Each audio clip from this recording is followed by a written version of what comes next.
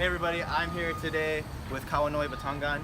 He is a 2018 candidate for State House District 9, which includes Kahului, Old Sandhills, Pu'unene, and Maui Lani.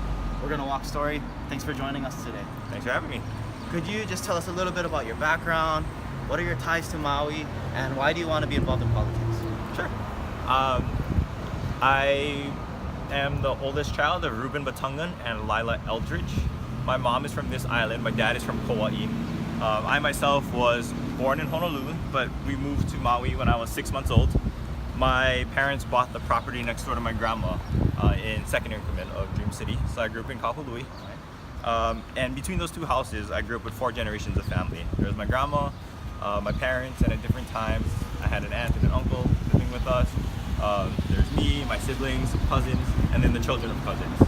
And so I grew up with a lot of people, a lot of different opinions, a lot of different needs, and we just had to make it work because we're family and we're better off, stronger together. Right. And that's really the perspective I bring to this campaign and what I try to do in public service.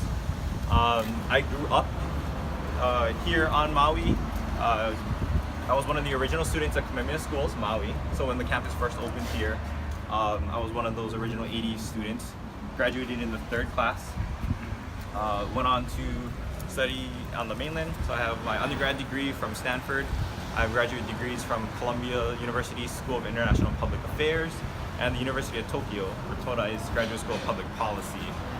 My background is in public service. I worked for Senator Akaka and Congresswoman Gabbard in DC before I moved home. And it's really there that I learned to love the legislature and believe in the power of public service, and why I decided I wanted to run after moving back. Well, what else did you learn from that experience? Being an aide, seeing the inside of politics, what have you learned from that? So I learned that representation matters. When I was on Senator Akaka's Indian Affairs Committee, for example, I was one of only 2 Hawaiians. And it's very different to speak as a Hawaiian versus on behalf of the Hawaiian community. And it's very different to be a local person representing your district, having grown up there, and having somebody who comes from the mainland coming and speaking for us here. And so representation matters. Having somebody who understands the history and the values and the diversity that makes Maui so great, that matters, and it has policy implications too. I learned that you can help a lot of people. I was there when Obama was president, for example, and I saw what honestly and competently run government can do, and we can see the contrast to today.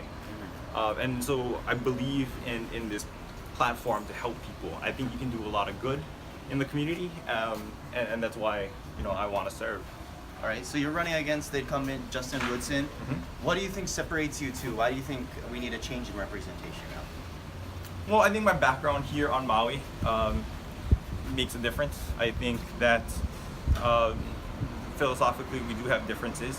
I grew up in a Christian household. I went to a Catholic preschool with St. Anthony, and then a Protestant elementary, middle, and high school. So I understand where he's coming from, but I do have a different philosophy on the role of the state. I think the state needs to treat everybody with dignity and respect, and that's regardless of the color of your skin, the depth of your wallet, the God of your prayers, and I think that is one thing that separates us.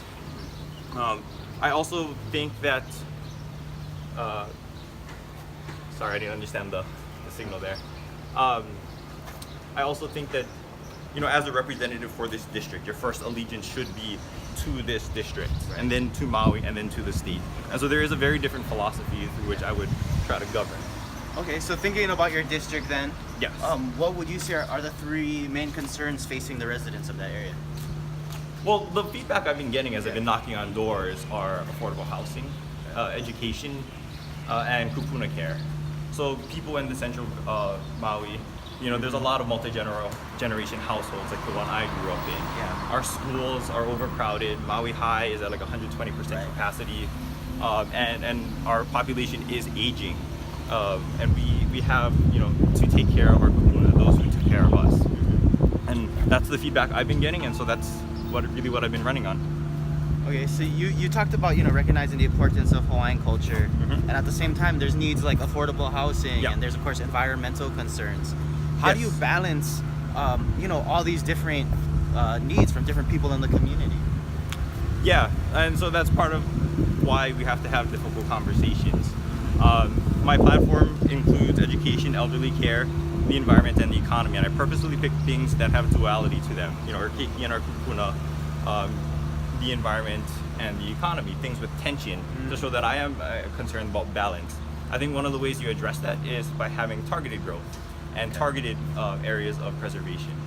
So, for example, you can concentrate where you want to focus your energies, both on development and through preservation. Okay, so we're getting close to the end here. I don't want to ask a real meaty question. Okay. But just what is one of your favorite things about living on Maui? The people. People. I mean, it's what brought me home. Yeah. You know, I was in DC and never quite felt settled because the people who would make me feel at home kept coming and going. So when you come home, you know, I have family here. I grew up here. I have so many memories. And it's really just like culture and you know, the people that make Maui home. Yeah. Well, all right, Kauanoe, thank you for joining us today. Really appreciate it. Remember to vote August 11th in the primary and November 6th in the general election.